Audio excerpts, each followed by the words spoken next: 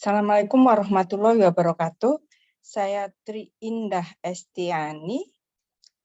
Pada mata kuliah Analisa Laporan Keuangan pertemuan 6 tentang rasio solvabilitas, rentabilitas, dan rasio lain-lain untuk mahasiswa BSI, Fakultas Ekonomi dan Bisnis, Program Studi Akuntansi, dan Fakultas Teknik dan Informatika, Program Studi Sistem Informasi Akuntansi. Ada 25 slide atau halaman. Nanti ada 2 halaman yang pertanyaan ya, cuma pilihan. Capaian pembelajaran mata kuliah, mampu menyusun laporan sumber penggunaan modal kerja secara mandiri dan mengkomunikasikannya secara efektif kepada pihak yang membutuhkan. Kemudian, subcapaian mata kuliah mampu mengidentifikasikan dan menjelaskan konsep rasio solvabilitas, rasio rentabilitas, rasio gross margin, dan rasio operating. Mampu menghitung besarnya rasio solvabilitas, rasio rentabilitas, rasio gross margin, dan rasio operating. Kemudian materi pembelajaran rasio mengukur solvabilitas, rasio mengukur rentabilitas, gross margin, dan rasio operating. Rasio solvabilitas. Para kreditor jangka panjang atau pemegang saham, walaupun berminat terhadap posisi keuangan jangka pendek, tetapi mereka lebih berminat dengan kondisi jangka panjang. Karena kondisi yang baik dalam jangka pendek tidak menjamin adanya kondisi yang baik pula untuk jangka panjang. Karena itu, perlu diadakan analisa rasio solvabilitas. Rasio solvabilitas terdiri dari rasio modal sendiri dengan total aktiva. Rumusnya modal sendiri dibagi total aktiva kali 100%. Rasio ini menunjukkan tingkat keamanan yang dimiliki kreditor. Makin tinggi rasio ini berarti semakin kecil jumlah modal pinjaman yang digunakan untuk membiayai aktiva perusahaan. Rasio ini disebut juga proprietary ratio atau stakeholder equity ratio. Contoh ya. Modal diketahui modal sendiri 65.148,51 rupiah. Kemudian total aktivanya 119.518.688 rupiah. Rasio modal sendiri dengan total aktiva, rumusnya tadi, modal sendirinya adalah 65.148,51 rupiah. Kemudian dibagi total aktiva sebesar 119.518.688 rupiah kali 100%, ketemunya adalah 54,5%. Rasio modal sendiri dengan aktiva tetap, rumusnya modal sendiri dibagi total aktiva tetap. Jika rasio ini lebih besar dari 100%, berarti aktiva tetap dibiayai seterusnya oleh pemilik perusahaan dan sebagian aktiva lancar juga dibiayai oleh pemilik. Jika rasio ini di bawah 100%, berarti aktiva tetapnya sebagian dibiayai oleh pinjaman dan seluruh aktiva lancarnya juga dibiayai dengan pinjaman.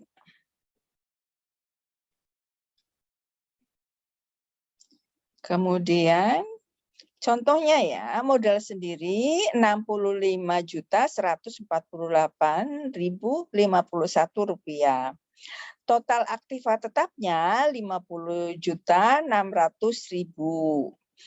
Rasio modal sendiri dengan total aktiva tetap rumusnya adalah tadi modal sendiri 65.148.051 rupiah dibagi total aktiva tetap sebesar 58.600.000 kali 100% sama dengan 111,17%. Rasio aktiva tetap dengan hutang tetap. Rumusnya total aktiva tetap dibagi total hutang jangka panjang kali 100%. Rasio ini menunjukkan tingkat keamanan yang dimiliki kreditor jangka panjang. Karena itu, semakin tinggi rasio ini, berarti semakin besar jaminan dan keamanan memberikan pinjaman kepada perusahaan. Rasio ini juga menunjukkan kemampuan perusahaan untuk memperoleh pinjaman dengan jaminan aktiva tetap. Contohnya ya, total aktiva tetap 58.600.000. Total hutang jangka panjang 20.013.086. Rasio aktiva tetap dengan hutang jangka panjang rumusnya adalah 58.600.000 dibagi total hutang jangka panjang sebesar 20.013.086 kali 100% ketemunya 292,80%. Ini dibulatkan juga boleh, biarin juga nggak apa. Sebenarnya kalau di atas 50 itu dibulatkan ya di atas, sebenarnya ya. Artinya untuk satu hutang jangka panjang dijamin oleh 2,92 aktiva tetap. Artinya ini hampir 3 ya, setiap Rp1 hampir dijamin 2,92 aktiva tetap rupiah ya, jadi termasuk besar. Rasio rentabilitas. Rasio rentabilitas digunakan untuk mengukur profit yang diperoleh dari modal-modal yang digunakan untuk operasi perusahaan atau mengukur kemampuan perusahaan untuk memperoleh keuntungan. Rasio rentabilitas terdiri dari rasio operating income dengan operating asset. Rasio ini menghubungkan antara keuntungan yang diperoleh dari kegiatan pokok perusahaan atau operating income dengan kekayaan yang digunakan untuk menghasilkan keuntungan atau operating asset. Rumusnya laba usaha atau operating income dibagi aktiva usaha atau operating income asset kali 100%. Operating asset itu adalah semua aktiva ya, kecuali investasi jangka panjang dan aktiva lain yang tidak digunakan dalam kegiatan usaha untuk memperoleh penghasilan.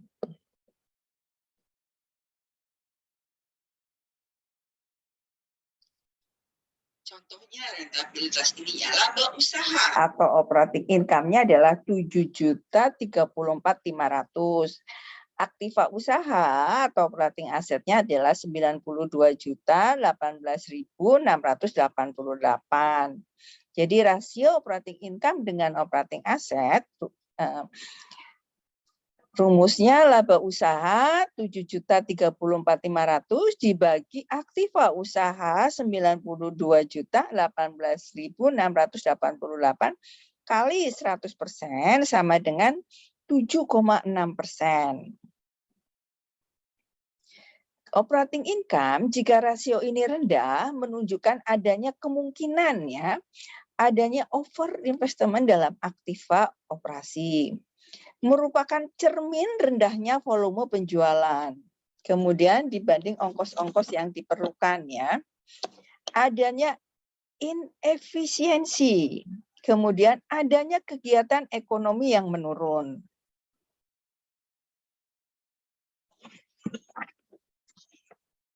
Turnover dari operating asset. Rumusnya adalah penjualan dibagi operating asset. Rasio ini menunjukkan berapa kali operating asset berputar dalam satu periode yang biasanya selama 1 tahun. Dalam menganalisa rasio ini sebaiknya dibandingkan selama beberapa tahun sehingga diketahui tren dari penggunaan operating asset. Jika tren ini cenderung naik, berarti perusahaan semakin efisien. Contohnya ya, penjualan 152.758.500, operating asset 92.018.688. Turnover dari operating assetnya adalah penjualan 152.758.500 dibagi operating asset 92.018.688, ketemunya adalah 1,66 kali ya berputarnya. Return on investment atau ROI, rasio ini digunakan untuk mengukur efektivitas dari keseluruhan operasi perusahaan, yaitu dengan mengukur kemampuan perusahaan dengan semua dana yang ditanamkan dalam aktiva yang digunakan untuk operasi perusahaan untuk menghasilkan laba. Besarnya ROI dipengaruhi oleh 2 faktor. Turnover dari operating asset atau tingkat perputaran aktiva yang digunakan untuk operasi. Kemudian profit margin. Besarnya keuntungan operasi dibandingkan dengan jumlah penjualan yang dinyatakan dalam prosentase. Ini rumusnya ya, operating asset turnover kali profit margin atau penjualan dibagi operating asset kali laba usaha dibagi penjualan. Kalau ini dicoret penjualan bagi penjualan silang ya. Ketemunya adalah laba usaha dibagi operating asset. Kegunaan ROI adalah dapat mengukur efisiensi penggunaan modal yang bekerja, efisiensi produksi, efisiensi bagian penjualan. Dapat mengukur efisiensi dari tindakan yang diambil oleh bagian atau divisi. Kemudian dapat digunakan untuk mengukur profitabilitas masing-masing produk yang dihasilkan. Kemudian dapat digunakan untuk keperluan perencanaan.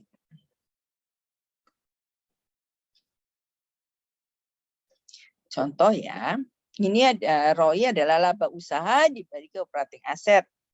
7.034.500 dibagi 92.18.688 kali 100%, ketemunya 7,6%.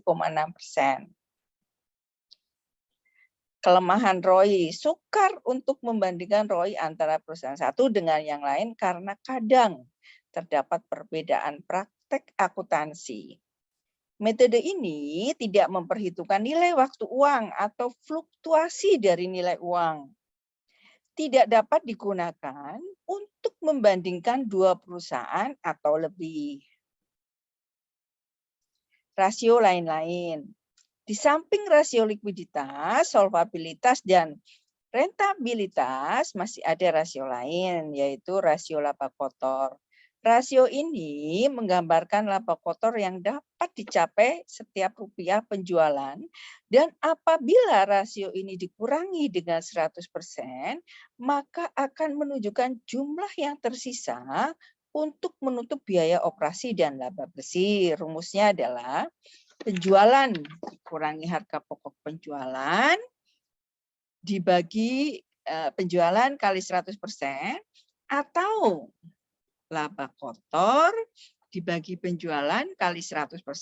Karena penjualan dikurangi harga pokok penjualan kan sama dengan laba kotor, ya. Kemudian operating ratio. Operating ratio mencerminkan tingkat efisiensi perusahaan dan rasio yang tinggi menunjukkan keadaan yang kurang baik karena setiap rupiah penjualan yang terserap dalam biaya juga tinggi. Rumuskan harga pokok penjualan plus biaya operasi dibagi penjualan bersih kali 100%. Ini nanti tinggal masukin angka aja ya. Kalau ada soal, yang penting hafal rumusnya. Kemudian operating ratio, perputaran hutang dagang. Rumusnya pembelian dibagi rata-rata hutang dagang. Jadi rata-rata hutang dagang itu hutang dagang awal tahun ditambah hutang dagang akhir tahun dibagi 2. Kemudian kalau periode rata-rata pembayaran hutang sama dengan 360 hari dibagi tingkat perputaran piutang. Ini ada 4 soal.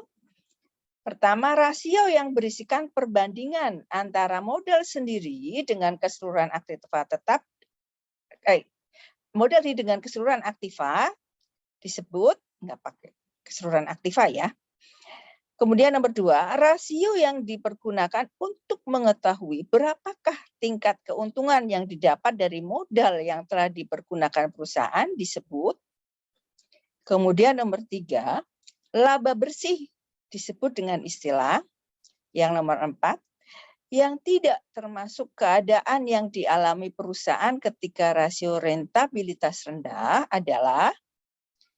Dan sampai di sini dulu. Billahi taufiq wal hidayah. Wassalamualaikum warahmatullahi wabarakatuh.